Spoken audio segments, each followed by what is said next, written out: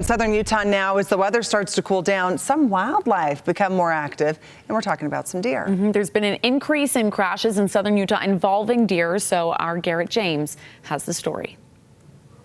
In the state of Utah, according to the DWR, there have already been about 3,000 deer hit by vehicles this year alone. Deer are becoming more active as the temperatures cool. I spoke with the Utah Division of Wildlife Resources about why this happens in the fall. So we see our deer migration start about the first part of October every year. Deer are moving from high elevation summer habitat down into the valleys to low elevation, basically to just escape the snow and stay in areas where they still have food and shelter and water. So really, it's as they move down, they start interacting with us a lot more because they get down the valleys where a lot of people are living. It isn't just the colder temperatures. We also see deer activity increase in the fall because it is their mating season. Part of it is to escape environmental conditions and just go down elevation.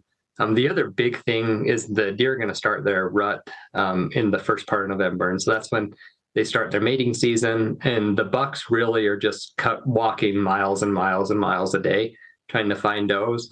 And so you see a lot of bucks that get hit this time of year just because they're crossing the roads a lot. They're moving all over the place. Deer are typically most active during the first and last 2 hours of daylight. That's a really good time to just watch out for them. Don't be distracted. Don't be on your phone. Don't be eating. Just be paying attention, watching out for them. Make sure your headlights are coming on early. That'll give you a little more indication. As you get closer to them, you'll either see them or we tell you to look for the eye shine. Blair tells me this activity slows down some around December, but the deer won't go into the higher elevations until about April. He also tells me that if you see any dead deer on the side of the road, make sure to report it on the Utah Roadkill Reporter app. That way they know where the deer are being hit and they can go and collect them. That app is available on both the Android and Apple app stores. In southern Utah, Garrett James, ABC4 News.